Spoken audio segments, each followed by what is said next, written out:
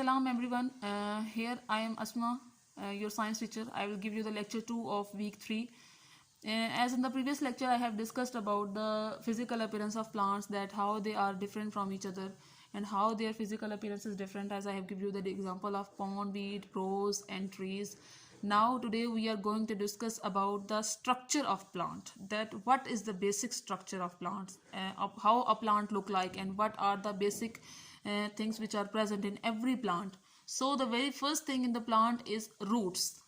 All plants have the roots which are inside the earth and which help them to stay inside the ground, to gain their food and water and minerals from the ground.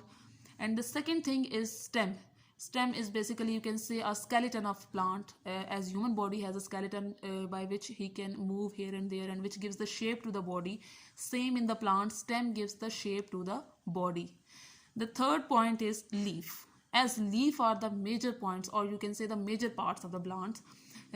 Leaves are responsible for the process of photosynthesis. If there are no leaves, then there will be no process of photosynthesis takes place at that level. The fourth point is about flowers. And flowers, which gives that the process of pollination, cross pollination, self pollination, and in this phenomena happens in the plants, and in this way breeding take place. Bud and the flower, when the flower is in the very short small form, or you can say in the very adult form, then it is in the form of bud. And they have categorized the plants into the root system and the shoot system.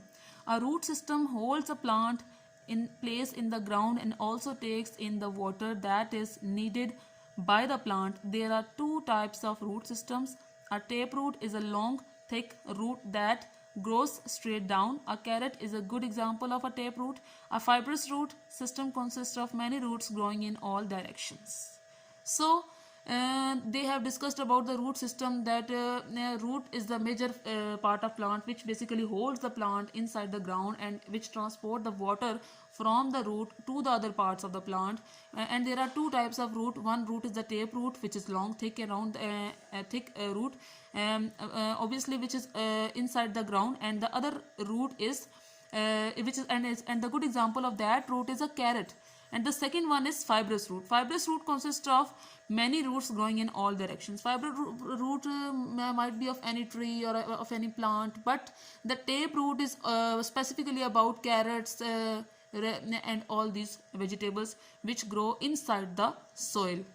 So it was all about the today's lecture, and I hope you all understand it. And if there is any confusion, so you can ask me. Okay, thank you very much.